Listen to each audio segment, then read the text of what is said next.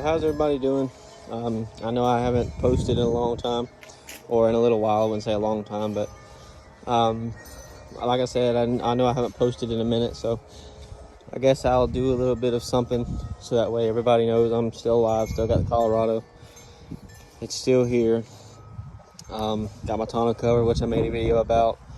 My tag lights, all that stuff. So one thing I do want to touch on is, I'm sure some people want to know, or some people have wanted to know, or have already found out. And for those that don't know yet, I'm just going to kind of give a brief, I wouldn't say explanation, but how does the lowering kit ride? And then I'll go into more stuff later. So for those that don't know, this is my 2021 Colorado. It's a work truck, so it's the W/T trim. It says that on the window sticker. I don't know if it says it on the door jamb, probably not, but it is two-wheel drive. It has the 3.6 liter V6. It has the 8-speed transmission. I did get it new. It has 75 miles on it, which you can call that new if you want, but I'm the first person to actually get it registered, so it is new. But I at first had the rough country 2-inch leveling kit on it, but then decided to lower it because it was two-wheel drive, because I haven't seen any extended cabs of the facelift, which mine is a facelift version of the truck. If you look at my truck compared to I think maybe a 2018 or 2017, the front ends don't look the same. The headlights are the same, but the grill's different, the bumpers are different, the fog lights look different, and the tailgate is different. The only thing different about the tailgate is, instead of there being a bow tie on it, the word Chevrolet is now stamped into the tailgate itself. So just like the new Silverados and all that stuff. So, yay. But like I said, I lowered it because I wanted a lowered truck. I've had lowered vehicles before. I haven't seen any of these lowered yet. Not the extended cabs, not the newer front ends. This is the only one I know of that, I could be wrong, but this is the only one I've seen on social media. Only one that I've seen that anybody's done anything to. The other extended cab versions of the Canyons and Colorados I've seen, even the first generations, but I don't have a first generation, so I don't really care about them. But yeah, so I put it on myself. I bought it. It was $700 and some change from belltech. It's the belltech 1100 SP kit. SP is in Sam Paul. It's 3 inches in the front, 4 inches in the rear. The front is adjustable with little shims. It's the RideTech coilovers. The belltech coilovers. And the rear is just a flip kit. So you get the front, the new struts, and you get the flip kit and new street series or street performance shocks in the rear. Now it does ride like a lowered vehicle would. It is a lot stiffer, especially in the rear, since there's no weight back there. And I originally took my spare tire out because I've had people on the forums say that when they lowered their trucks, the truck would bottom out and hit the spare tire. I've had my spare tire off since, but I got a nail in one of my tires the other day, and luckily it happened while I was about 5 minutes from home, and it wasn't a big enough leak to where I couldn't make it home. So I made it home, put the spare on, drove for that for a few days, and got the tire patched today, so it's back on. All my wheels match. The spare is right there, but if I back up, you can see there's not a lot of room in between the spare tire and the ground. So I probably don't have that completely in the center, because I just put it on about 5 minutes ago.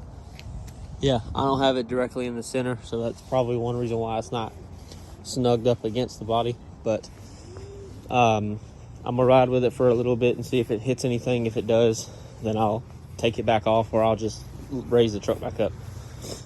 But like I said, it does ride like a lowered vehicle. It is kind of stiff. The front, not so bad, because there's weight, you know, if the engine's up front and all that stuff, the transmission. But in the back, it's very stiff because there's no weight back there. If you want your stuff to be kind of bouncy, I would put some weight in the bed, but just know your fuel mileage goes down with excess weight. So I have nothing in the bed. There's nothing. It's just air, and it's locked, so I can't show you. But yeah, truck's locked. Shit. The truck is lowered. Truck does not have anything in it.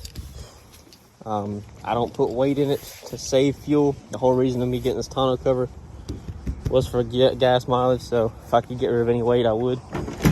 But see, nothing in there. And yes, it is dusty. It looks the worst on camera than it is in person, but that's just from the tonneau cover being on it, and I've never actually scrubbed the bed. So when it was open to the elements, I never scrubbed it, because it's just gonna get a Line X on top of it, so there's no reason to worry about it, because they're gonna have to scuff it up to put the Line X on it anyways. So anyway, but I mean, this is what it looks like. I'll back up so y'all can see it.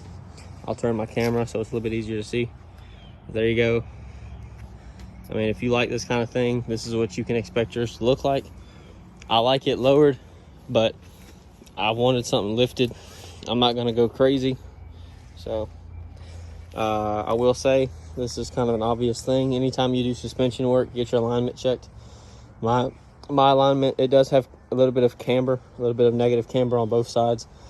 So just know that if you don't change it and you don't get it fixed, it will start to wear the tires out. The insides of mine are starting to show. I don't know the exact mileage of when I put this kit on. It has 9,500 miles on it now, close to 9,600. I probably put it on when it was right around maybe close to 8,000, maybe. I don't know. I didn't look at the mileage. I probably should have, because that probably would help. Mileage and a time frame are two different things. So, but it's been on since October of last year, so it's already January, so it's been on 3 or 4 months. So I don't have any complaints with this kit. The only complaints as far as the instructions is it was easy to install. That's not really a problem. It would probably be easier to get somebody to help you when you do the rear, because the leaf springs are very big and awkward, and it's hard to hold them and do two things at once. I had to do it by myself. I didn't have a choice. So, but I did get it done. But the only thing that I don't like is the instructions. They only give you a broad spectrum of tools. So they'll say you need from a 10 millimeter to a 20 something millimeter socket set. That doesn't really, it doesn't tell you specifics for each part. I have a video that shows specifics for each part you have to remove, each bolt, each nut. And then with the new hardware, it says what sockets go on that as well. It's metric and standard, because I don't have a lot of standard. I have mostly metric. So there you go. But there you go. I know I just said that, but anyway. I mean, if I had to rate it out of a 10 as far as ride quality, with it being lowered, knowing how a lowered vehicle drives, I'd give it like a 7. It's not too bad. It does handle a lot better. There's not very much body roll anymore.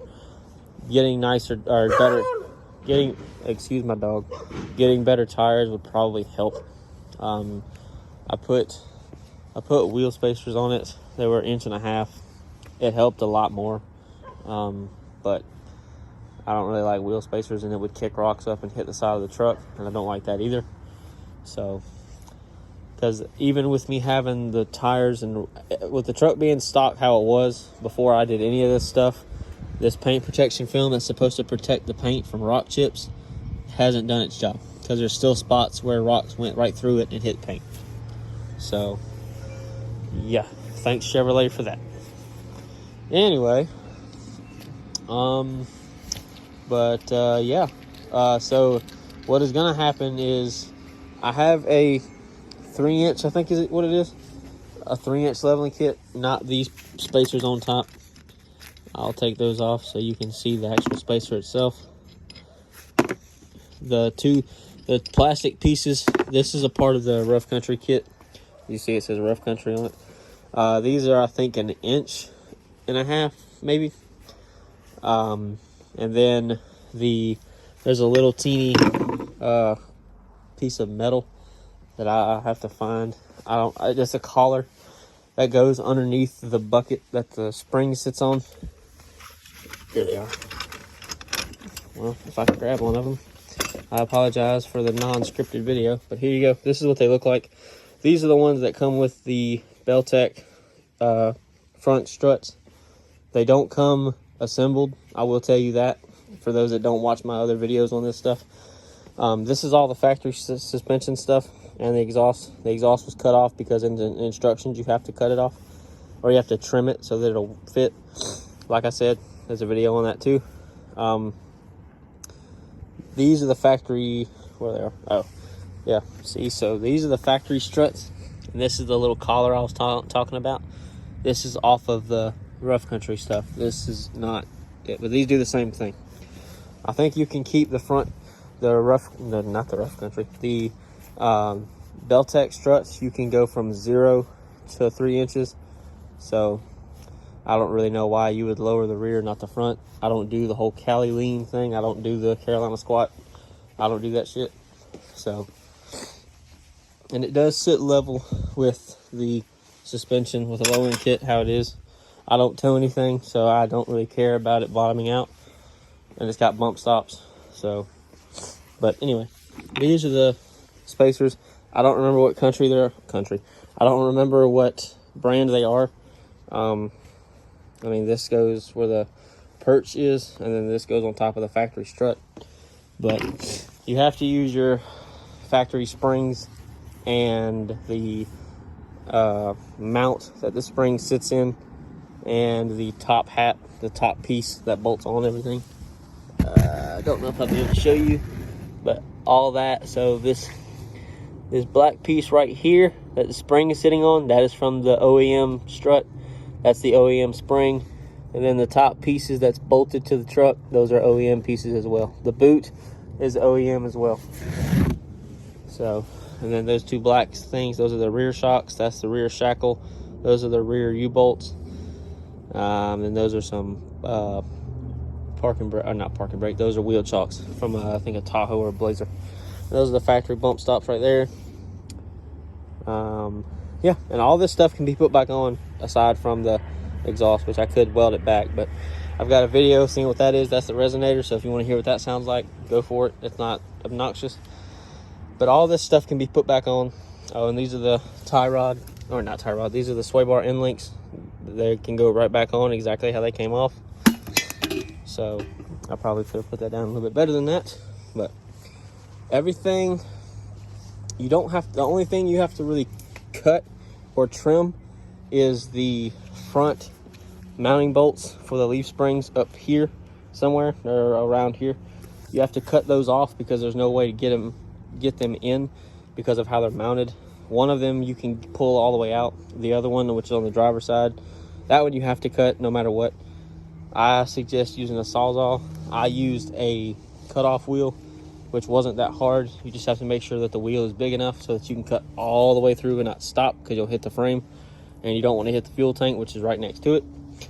They recommend dropping the tank. I'm not doing that, and I didn't do that.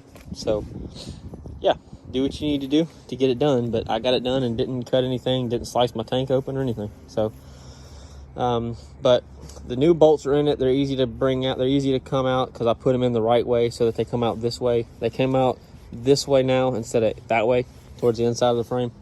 So there we go. But I'll probably either put that leveling kit on, or I will buy a company called Max Track, which I bought stuff from them before. They sell a 4-inch lift kit for this truck, which is just spindles and a block for the rear and shocks. I'm not going to buy a conventional lift kit that uses front cross members and all that stuff, because those cross members, you have to cut the factory ones in order to use the lift ones. And once you do that, there's no going back. You can't go from being lifted to stock unless I'm wrong. But as far as I know, you can't do that. With spindles, you can. So if one day I just want to return the truck to stock and sell it, and then sell the other parts to somebody else, I can do that. Because I'm going to keep everything I take off. Like the air dam that I put back on the truck, I had it off for a little while. And I show it in my videos with the leveling kit and a bunch of other stuff. You can see that I did have it off. There's a bunch of 7mm screws that are on the bottom of it. Comes right off, no big deal. You can see that I have ran it into stuff unintentionally. That's the one thing about having a lowered truck. That is a lot lower, so it will snag on stuff like a curb or the little stops in parking lots, the concrete things. I don't know what they're called, parking stops. I have no idea, but anyway. But yeah, so I'm gonna do that. And as far as wheels, I don't really know. I do want to put wheels and tires on it, and I will lift it. I'll probably put some decent tires on it. I'm not gonna put nothing aggressive. Like I'm not gonna put mud grappers on it, which they would look nice, but they're too aggressive, they're too loud, and I don't want my fuel mileage to suffer from that. So these are 18s. These are 18 by 8.5, I think, or 18 by 8. I can't remember. And just as a disclaimer, for those that see these as being 6-lug, these are not the same as a Silverado or Sierra. These are 6x120. The Silverados, Sierras, Tahoes are 6x139.7. So don't assume, without looking up anything, that you buy Silverado wheels, they'll fit this truck immediately. Because I thought that, and I looked it up, and luckily I found out that they're not the same. So don't do that. Do your research first. You can go to Custom Offsets or anybody, and they can show you what your lug pattern is. So, you know, do your homework. Don't buy a $2,000 set of wheels that you can't use unless you run adapters. And see, I won't be running adapters, so I'm not doing that. I don't like adapters. I don't really like spacers, but I bought them just to see what all the hype was about. So there you go.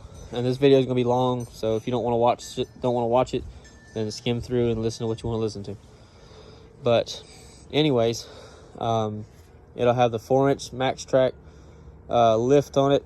It'll probably have either 20 by 12s or 22 by 10s, probably 20 by 12s, just because I don't like stretched tires, and the wider of a wheel you go and the taller, they look kind of stretched. So, or I may just buy 20 by 10s. I don't know. We'll see. What else? It'll have the lift, the tires and wheels, all that stuff. I want to get the front 2 windows redone. These are 15% right now, as you can see. And yes, I know my phone's broken and cracked. I live in Georgia, so no, this is not legal. So don't assume that this is okay to use, and then you go and get it done to your vehicle and you say, hey, I thought that was legal. No, that's not legal. The rear is factory tint. So this came on the truck when I bought it, as did the back tint, but I'm going to get 5% put on top of this, and then I'll get these changed to 5% also, and then I've already got a strip that's 5%. So yeah, so you really can't see through that very well. That's probably not a very good representation, but that's not factory, for those that don't understand. That did not come with the truck. I had that put on. That I think is either 10 or 12 inches from the top. The legal limit is right there where that line is. That's the legal limit. I think 6 inches is legal everywhere. Anything else, you're breaking the law. Around here, I live in bumfuck Egypt, so they don't really care too much about tint. But it really just depends on where you go. Other states and other municipalities are different. Some places really crack down on that shit. Other people just really don't care. They may bring it up, but they're not going to stop you for it. So anyway, I will get the Line-X. I will get headlights and taillights. I'll probably get a custom set of headlights made. I'll probably just keep the factory ones, get the reflector removed, and get the rest of the headlight painted black, and put projectors in it, because these reflector type headlights like this suck dick. They're not very good for light output whatsoever. Even putting LEDs, it just scatters the light everywhere. It doesn't focus it. It doesn't go out. It just goes, width. It doesn't go length. So, yeah. So I guess if you want to see more of the truck, I guess you can stay tuned and subscribe. If you don't, that's cool too. I don't really care. I don't upload very often. I upload when something changes on the truck. I will probably put this back to stock, or at least put the leveling kit back on it in the next week or so, depending on how cold it is, because I really don't want to work out here in the cold. When I put the leveling kit on, it wasn't that cold out here. I mean, when I put the when I put the leveling kit on, it wasn't that cold, and when I put the lowering kit on, it wasn't cold at all. So yeah, so here you guys go. If you have any questions, I'll try to answer them as best I can. But other than that, that's all I got for you guys today. So I'll see you guys later.